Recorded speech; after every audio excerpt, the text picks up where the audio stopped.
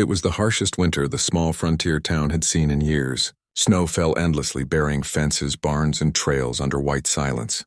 On a lonely stretch of land stood a ranch house barely holding against the wind. Inside, a woman named Clara struggled to keep her 2 children warm. Her husband, Henry, the rancher, had ridden away 2 days ago, promising to bring supplies before the storm worsened. But he hadn't returned.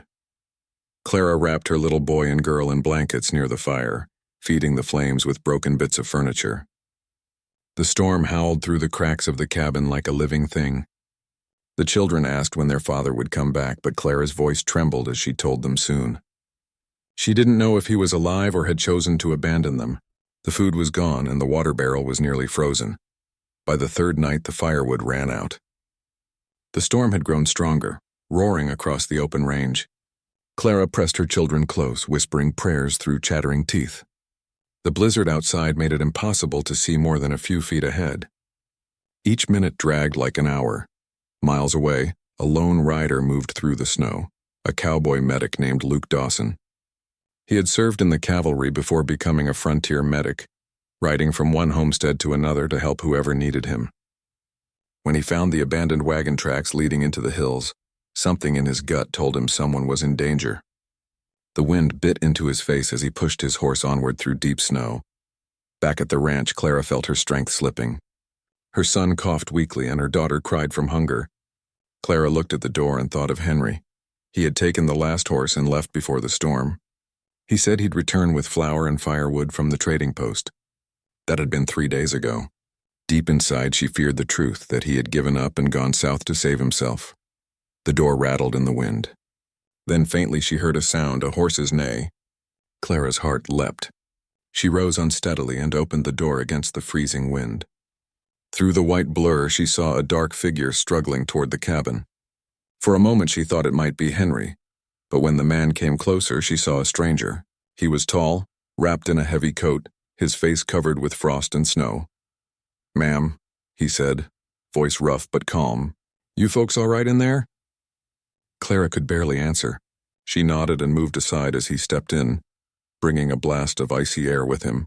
The stranger shut the door and dropped his gear beside the fire pit. His sharp eyes took in the weak flames, the pale children, and the exhausted woman.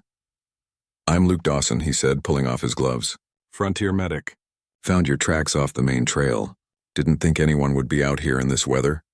Clara told him what happened: the storm, the empty cupboards, and the husband who never came back. Luke listened quietly, jaw tightening. Without another word, he opened his saddlebag and pulled out dried meat, biscuits, and a small flask of water. He gave food to the children first, then helped Clara drink slowly so she wouldn't choke.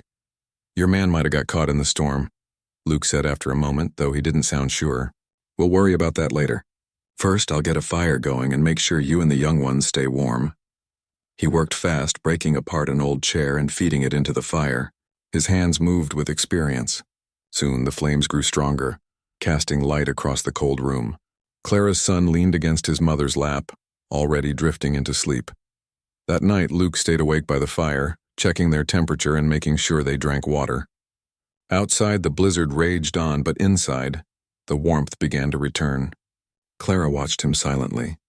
She didn't know who this man was or why he had risked his life for strangers, but she felt a strange peace seeing him there. By morning, the storm had eased a little. Luke stepped outside to check the surroundings. The snow was deep, but he saw faint hoofprints leading away from the ranch. He followed them a short distance until he found a broken wagon half buried in snow, and beside it a man's body frozen stiff. Henry. His eyes were still open, staring at the endless white sky. Luke stood quietly for a moment. When he returned to the cabin, Clara saw the look on his face and knew. She didn't ask. She just nodded slowly and wiped a tear before her children could see. Luke helped her bury Henry near the fence line when the wind settled. Days passed before the trails cleared enough to travel. During that time, Luke taught Clara how to melt snow for water, how to ration food, and how to keep the fire burning through the night. He fixed the broken door, mended the roof, and made sure the children laughed again. When the weather finally broke, Luke prepared to leave. His horse was rested, and his next stop was a mining camp to the west. But as he saddled up, Clara stepped outside, her hands trembling. "You saved our lives," she said softly. If you hadn't come. Luke looked at her, the wind brushing through his hair. Ma'am, I just did what any man ought to do, he said. You keep that fire going and you'll make it through the rest of winter. He turned to ride away, but Clara's daughter ran after him, handing him a small wooden button she had found on the floor. For luck, she said shyly. Luke smiled and tucked it into his pocket. As he disappeared into the snowy hills, Clara watched until he was gone. The cabin still stood, smoke rising from its chimney, proof that even in the harshest blizzard, kindness could survive. The story of that winter spread quietly through nearby towns. Folks spoke of a cowboy medic who had saved a woman and her 2 children after her husband never came back. No one knew where Luke Dawson went after that, but some said he never stayed long in one place, always moving, always helping those who had lost hope. Clara and her children survived the winter. In spring, when the wildflowers began to bloom, she looked out over the open land and whispered a silent thank you to the man who had given them a second chance at life. Spring slowly came across the plains. The snow melted into streams that ran through the dry grass, and the hills turned green again. Birds returned, and the long silence of winter faded. Clara stood outside the small cabin one morning, the sunlight warm on her face. Her children played near the fence, chasing each other and laughing for the first time in many months. It had been weeks since Luke Dawson, the cowboy medic, had left, but his memory stayed with them every day. Clara had grown stronger since that night. She worked from dawn till dark, fixing fences, tending a few cows that survived, and trying to plant early seeds for spring crops. Her hands were rough, her clothes worn, but she no longer felt helpless. Luke's words echoed in her heart.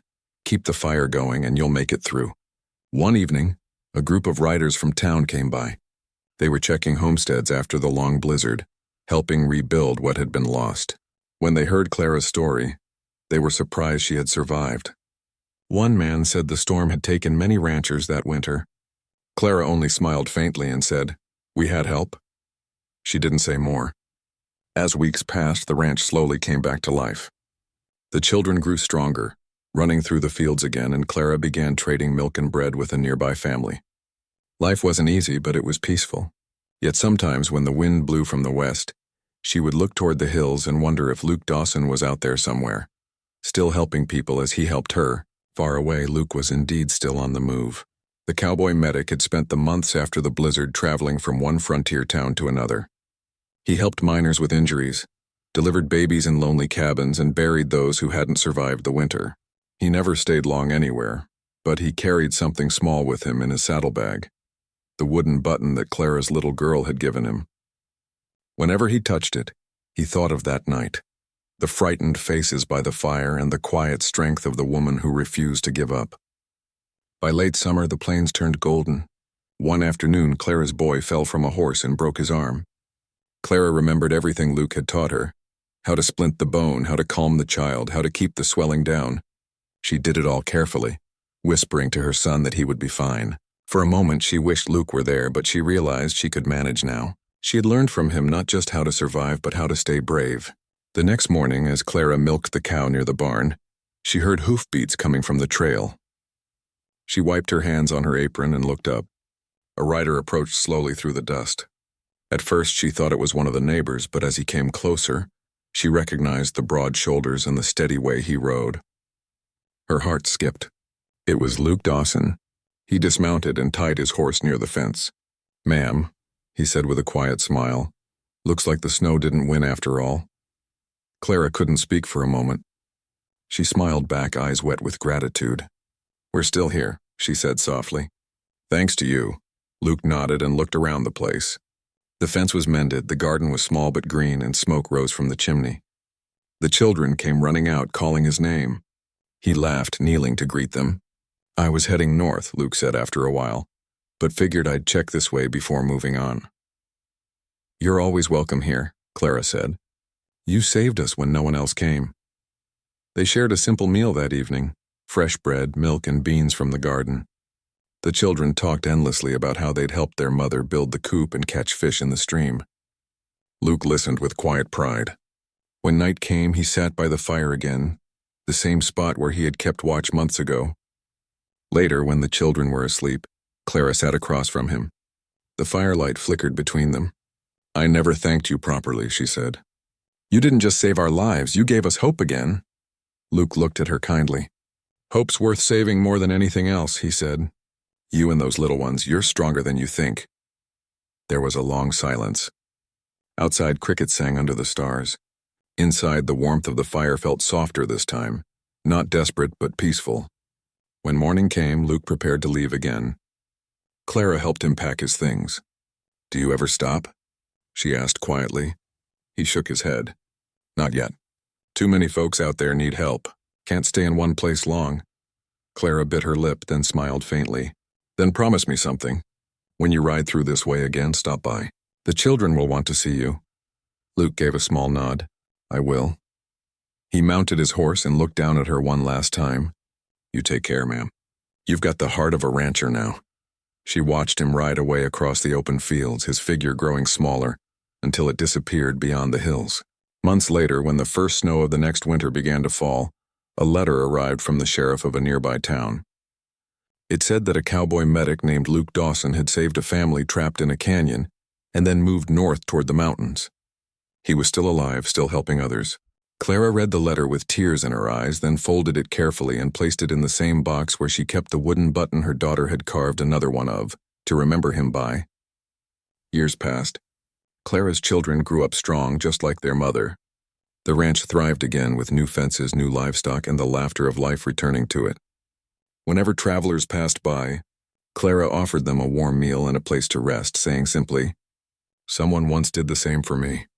And sometimes, at sunset, when the sky burned orange and red over the plains, she would stand on the porch and look toward the horizon, imagining a lone rider crossing the land, a man who never stopped, never asked for anything, but gave everything he had to others.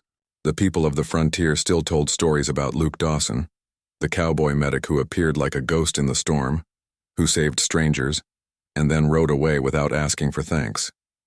Some said he was part legend now, a spirit of mercy that followed the wind. But Clara knew he was real because once, in her darkest hour, he had found her. And though their paths only crossed twice, it was enough to change everything. That winter, when snow began to fall again, Clara looked out at the white fields and smiled. She wasn't afraid anymore.